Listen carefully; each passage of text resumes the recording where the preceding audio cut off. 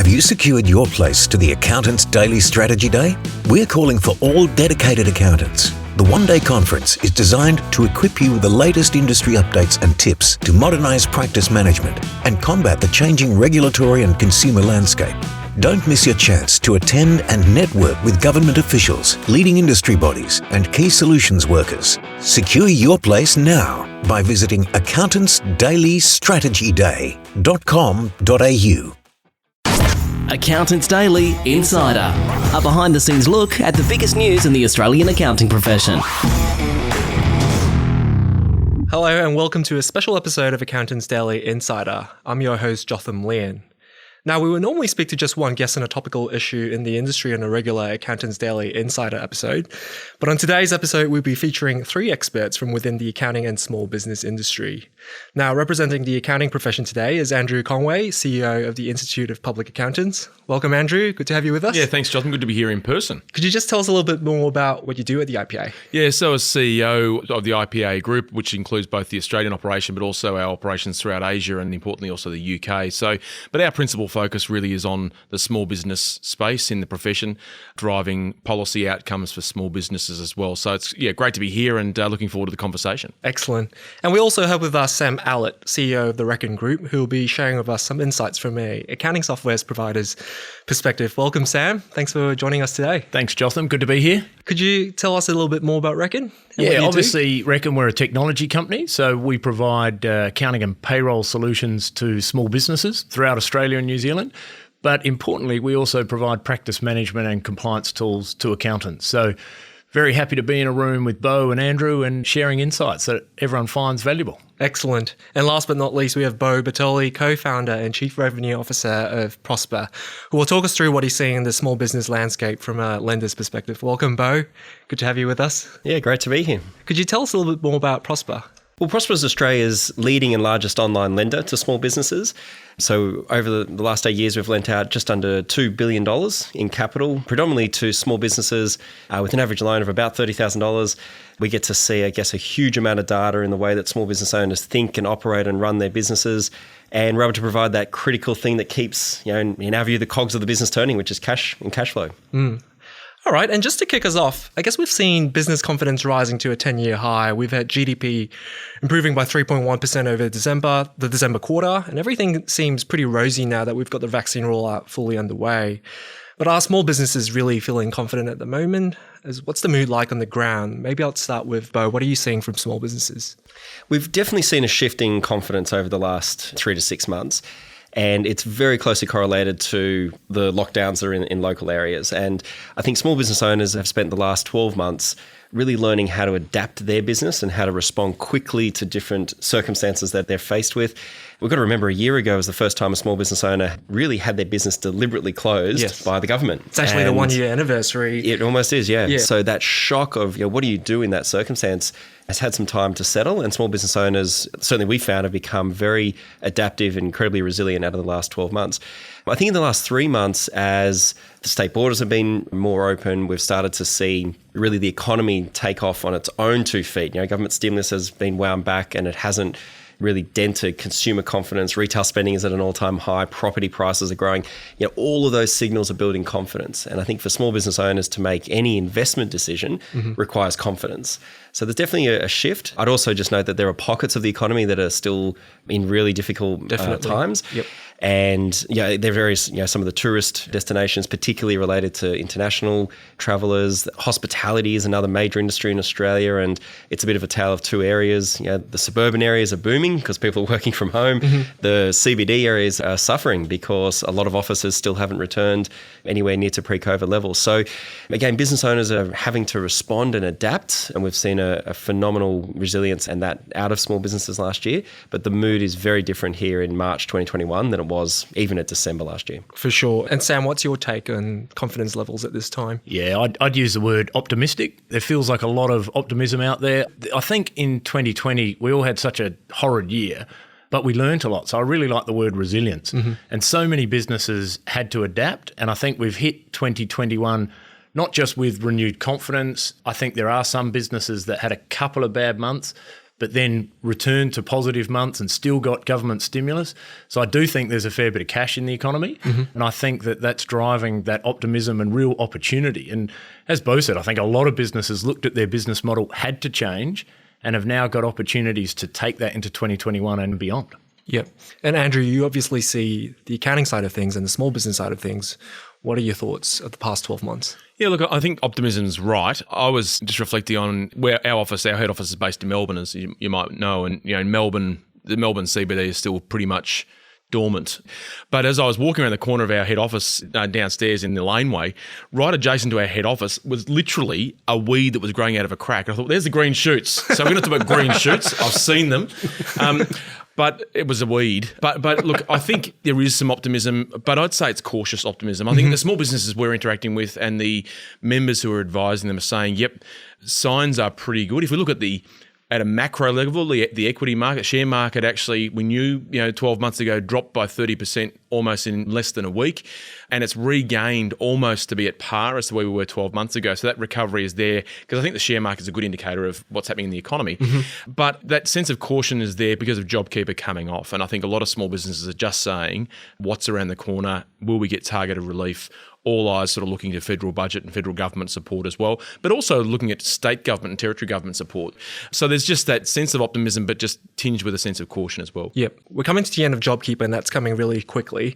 What are businesses feeling when it comes to March 28? Is that the elephant in the room that just needs to be addressed at the moment, Andrew? Yeah, I think businesses are very anxious. Those who have been relying on JobKeeper for support are very, very anxious about it. If you speak to insolvency professionals, there is a sense that the second half of the year we'll see a spike in insolvencies because, and look, we've got to stand back from this and say that it's not sustainable to have the level of support that JobKeeper was providing to the economy.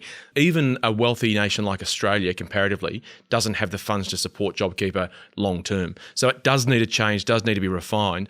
What we're seeing now is, of course, the targeted relief. And so I think perhaps now more than ever, small businesses need to be leaning in to have conversations with their accountants, their advisors, their financiers, and those who are supporting them in their sort of ecosystem to make sure their voices are being heard. So if there is targeted relief needed, they've got to be able to have an ear of government to actually mount that case. So we're doing that. I was down in Canberra yesterday having that conversation as well with government about where we're seeing issues around relief. So I think, very focused on targeted relief, but they're anxious, really anxious. Bo, are you seeing that sort of anxiousness from small businesses as JobKeeper comes to an end?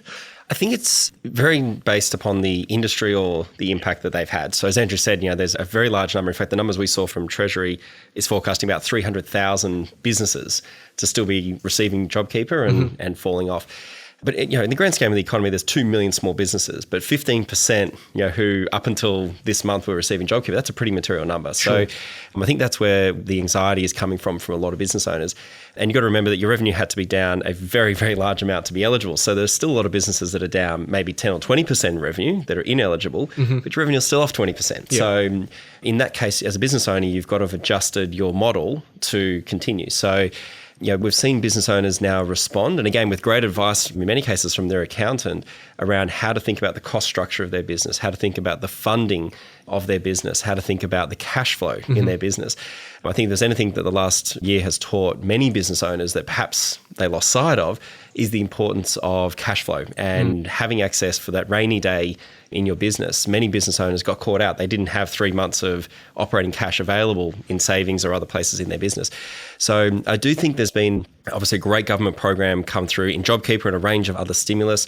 And the targeted stimulus makes absolute sense. And I think the government's now looking at some things around the guarantee scheme for small business owners. So kind of get these customers in the market who were on JobKeeper, off JobKeeper and onto these sort of low interest, long-term type of loans.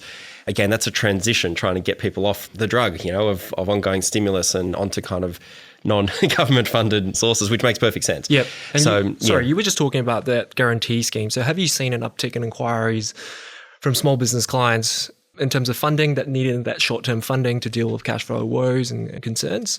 We're seeing a steady lift in inquiries every month. So pretty much from April last year, which was the trough, if we think about it that way, every month it's steadily growing. And in fact, it's been accelerating since the end of last year.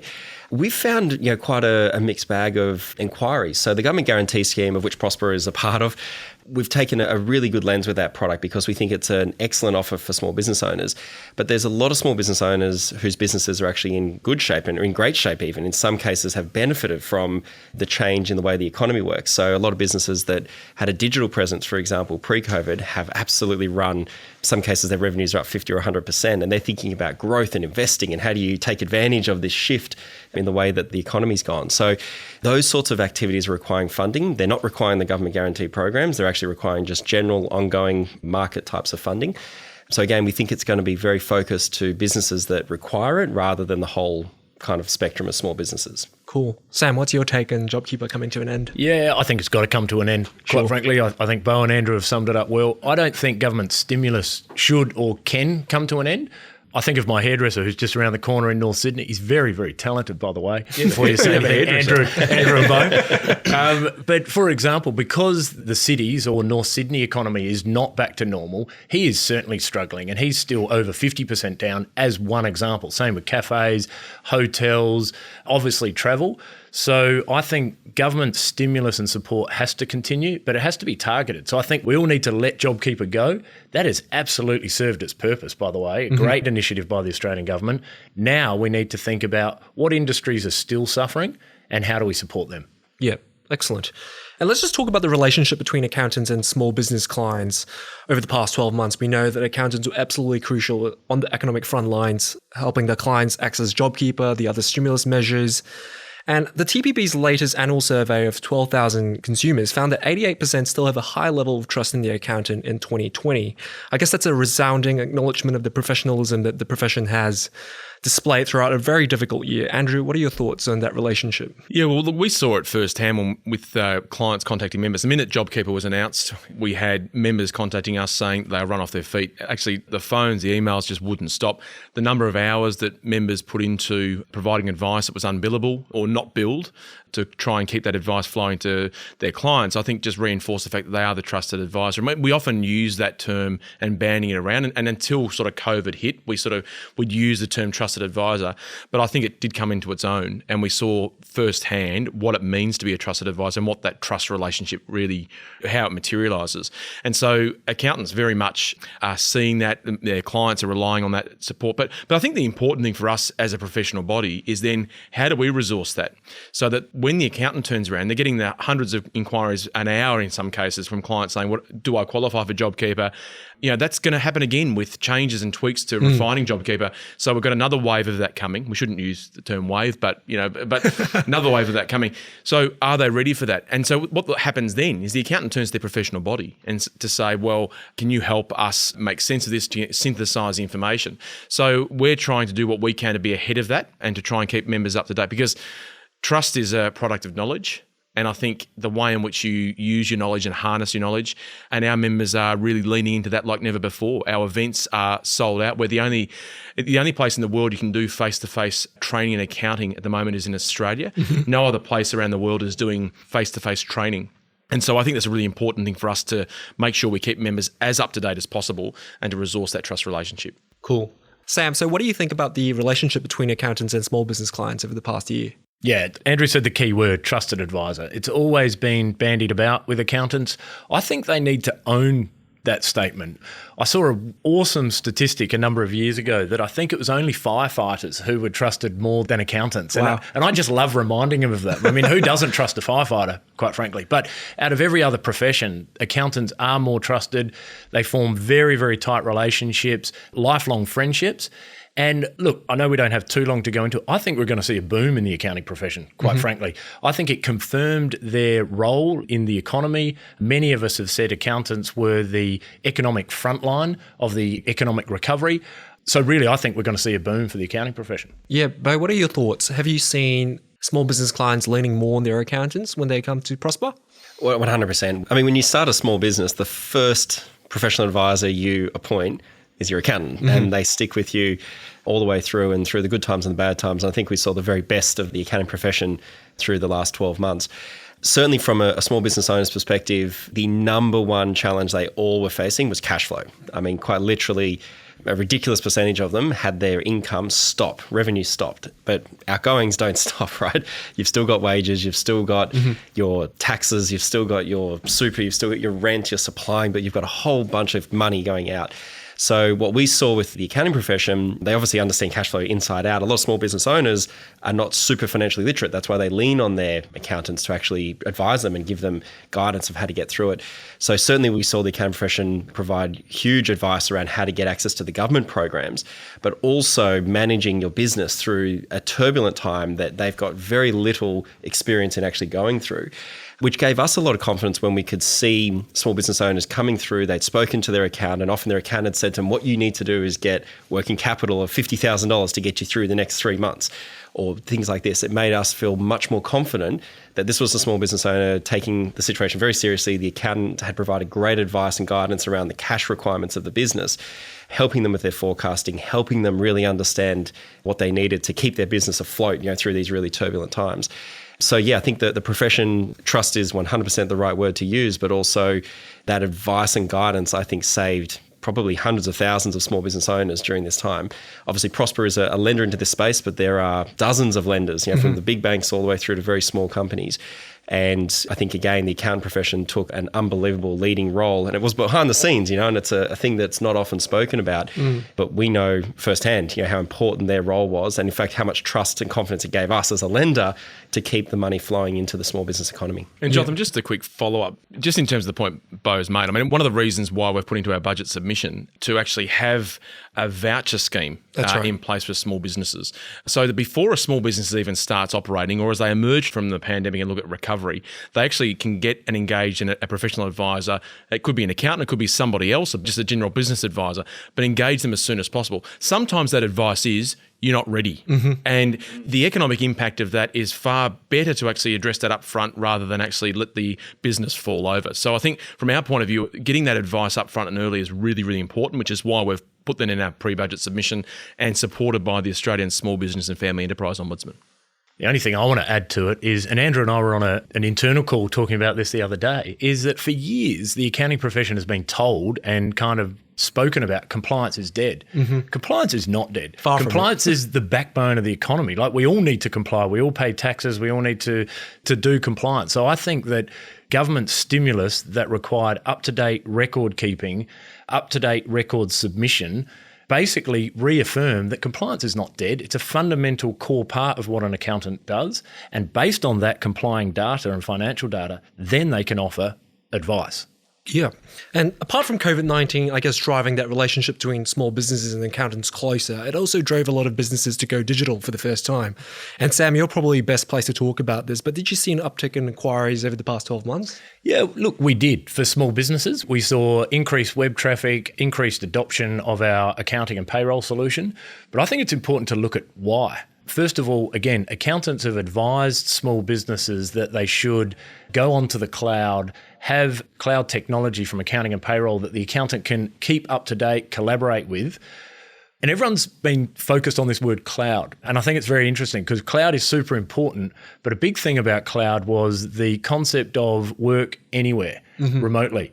Well, I think what we all learned, even if you don't have 100% cloud installed in your office, people got up and went and worked from home March last year, and actually everything worked. So especially the accountants. So we had a lot of calls from accountants saying, "Oh, we're not on complete cloud solutions. What do we do?" And we said, "Are you all connected to your office?" "Yes, we are. Actually, we're in a hosted infrastructure." So I think what we really saw, whilst we saw an uptick, we saw the importance of collaborating. We saw the importance of up-to-date information. Again, to apply for stimulus and receive JobKeeper, you actually had to have up-to-date accounts.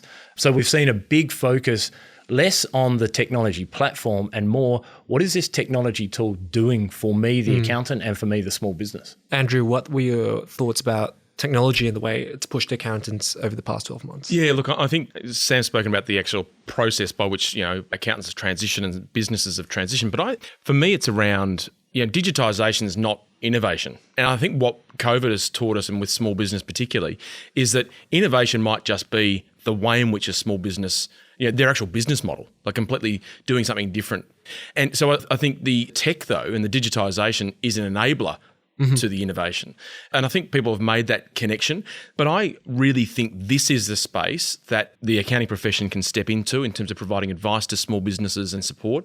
For my sins in my own time during the lockdown period at nights, I went back to night school, which is really not a thing. It's just an online university. But I went back to uni and I did a postgrad degree in AI. And when I told my wife I'm doing artificial intelligence, she said, I thought you were always an expert in artificial intelligence.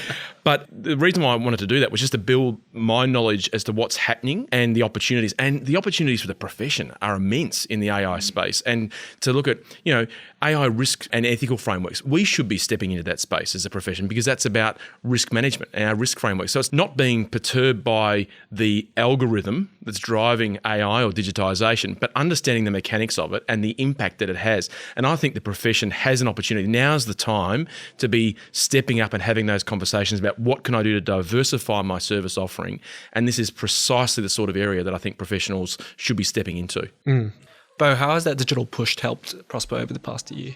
So we've always been an online lender. So most of our customers and our partnerships are built on technology as a foundation. I think for many of the accountants out there in the world, for the first time, they actually saw that products and services can be purchased in a very seamless way online. And it's something that we think is a trend that's not going away. I believe 10 years of uptake in e-commerce happened in the first 10 weeks of COVID in terms of growth. So it's a trend that's not going away. As a consumer, a small business owner is also a consumer. They all shop online now. They understand how it works. So technology is definitely a way to create more efficiency in a business and more scale to business processes, but it's also a way to consume products and share information and become that really trusted advisor at a different level. I think a lot of business owners have also embraced the e-com world where, go back a year, I think the statistic was something like 42% of small business owners didn't even have a website, let alone a social presence for their business on things like Facebook or even Instagram. Fast forward to today, that number's dropped, but the businesses that have now started to realize, oh, wow, there's this whole, like instead of just running a business from my local suburb, I can now run a business at a national, maybe even an international level. It's really changing the way business owners are thinking. So again, I think accountants can provide guidance and advice on how to do that. If you had a retail shop, we had some great examples, in fact, from Melbourne during the lockdown, where many retailers were closed for up to 4 months. These business owners didn't just stop. What they did was realize, okay, I can access people through Instagram and I can create an Insta shop and I can actually keep my business moving. And we've got examples of companies we funded, hundreds of thousands of dollars in funding, where their revenue is now twice or 3 times what it was from the retail shop. And they're actually thinking of closing the retail shop because this is a more effective way to run their business. And again, we saw accounts providing advice on that transition and how to actually get the funding and the business model in place, because that is a radically different way to think when you run a retail shop for 7 years. Now you're running a whole warehousing thing and you might have an Amazon shop as well. So there's a lot of change happening out there for many small businesses, and the way that the end customer of the small business owner is shopping has radically shifted. So I think for the accountant profession, again, a lot of them that have embraced technology.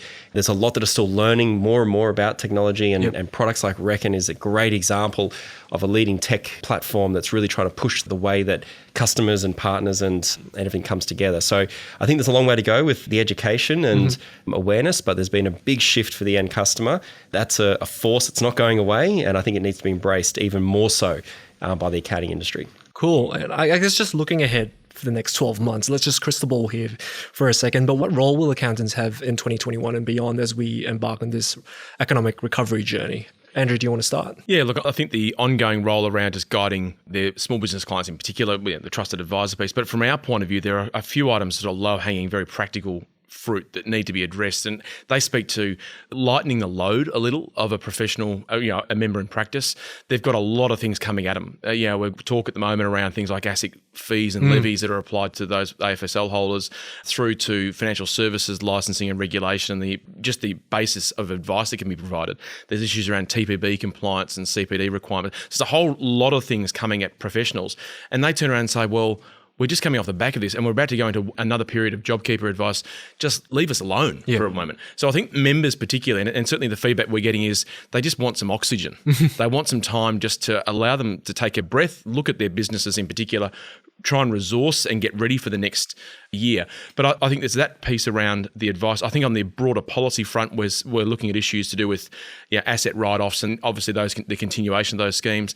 That's going to be really important. The extension of the loan guarantee scheme. We've got changes to insolvency platforms. So the settings are right, I think, for small business. And I think we've got to do our bit to step up to make sure the voice of the suburban regional accountant, the sole practitioner, the technician is actually heard by Canberra, and we are being very well received. But I think we're going to make sure we're amplifying their voice to get the policy settings right so that we do genuinely lead the front line of the economic recovery, and importantly, that practitioners get respected for it. Mm-hmm. Sam, what are your thoughts on the role that accountants will play? I think the opportunity for the accounting profession is huge. I think businesses are screaming out for help more than ever before.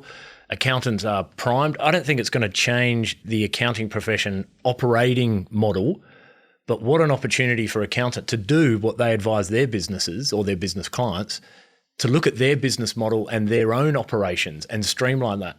Because as Andrew said, every accountant that we deal with, thousands of accountants using APS or Reckon Elite, they are busier than ever. They don't have enough time, they can't get enough staff, and there's more and more compliance changes on the horizon. There is opportunity in there, but you need to look at your business model, streamline your own practice, and make sure that you actually are set to take advantage of those opportunities. Mm-hmm. Bo? I think there's been a massive awareness of the importance of cash flow and cash flow forecasting in the last 12 months. For sure. And I mean, when we started Prosper 9 years ago, we basically had to change the way credit was done because small business owners never forecast their cash flow, and the banks always said, hey, give us a 3-year cash flow forecast, which just didn't exist. I think COVID and just the uncertainty, the unpredictability that things can happen in your business that you can't plan for, and that deep understanding of your cash flow, I think that's become the forefront of so many business owners' minds. We deal again with thousands of small business owners, and we're hearing it over and over again. Like, I want to make sure I understand my cash flow. I'm never in a position where if I get caught, short, that I'm letting people go and getting into really nasty territory as a business owner. So I do think there's a role there that accountants know how to do. They are brilliant at cash flow forecasting. It's something that small business owners don't appreciate or didn't appreciate until the last probably year. Yep. And I think there's a huge role that the accountant profession can play in really upskilling the importance of that. And it's not just clicking a button and running a cash flow report. It's actually sitting down and understanding what's changing in your business, what's coming up in your business. But I think small business owners are just crying out for it. Yeah. And the accountant profession is the right place to provide that advice. 100%. All right, we've come to the end of today's episode, but just before we go, any final piece of advice that you'd like to give our listeners out there today? Bo, I'll start with you. Look, I think the world has shifted. I talked a little bit about the importance of technology and embracing technology within your business and within your clients' businesses. Those shifts are not going away. And I think in every crisis, there's opportunity, and opportunity takes capital. So I think I'd implore the accounting profession to really think about and understand all the different varieties of cash flow products that are out there in the market. Really think about how clients can use better insights into their cash flow for planning purposes. We're hearing many business owners that are looking to buy or take over companies or buy new products, or really looking for ways to grow their business. So in this noisy world of compliance and a lot of stuff that's coming their way, never lose sight of really why we exist. We exist in the accounting profession to support the small business owner to achieve their goals. So being a part of that and playing a critical role as they do, I think is a really exciting opportunity this year. That's great. Sam? I would say how thankful that we all live in arguably the best country in the world and take advantage of that opportunity. I mean, the government's done an amazing job managing not only the health crisis, but the economic crisis. Accountants, again, are at the forefront of that economic stimulus and recovery. But now that we are through the worst of it, let's certainly hope that we don't get any spikes. Exactly. Don't touch table, but touch wood. Now that we're through it, I think there is really good opportunity in the lucky country being here. So let's take advantage of that opportunity. Andrew? Yeah, I think it's really important for accountants to lean in to build their knowledge base and focus this year in particular on the quality of the actionable insights they're working with their clients to deliver. So it's not just about running those reports as Bo talked about, it's actually delivering advice to clients that's actionable, that it's practical, and actually will deliver a result. And then finally, most importantly, that the accountant just needs to look after themselves because it has been a really, really tough time. I know, by engaging with professional bodies is one thing. We are, as a professional body and professional community, providing mental health support and training to over 5,000 accountants ultimately across across Australia, really important. And from an IPA members' point of view, we've just launched a program with Uprise that will provide free clinical support to members who are in need. So I think really needing to make sure that members take care of themselves, because they won't be in a position to support clients if they are not first in a strong position themselves. Definitely. Excellent. Thank you, Andrew, Sam, and Bo, for joining us today, and thank you for tuning into this episode. If you like this, you can check out other episodes on Apple Podcasts, Spotify, and other platforms. If you have any feedback, the best email for that is at editor@accountantsdaily.com.au. Thanks, and we'll see you next time.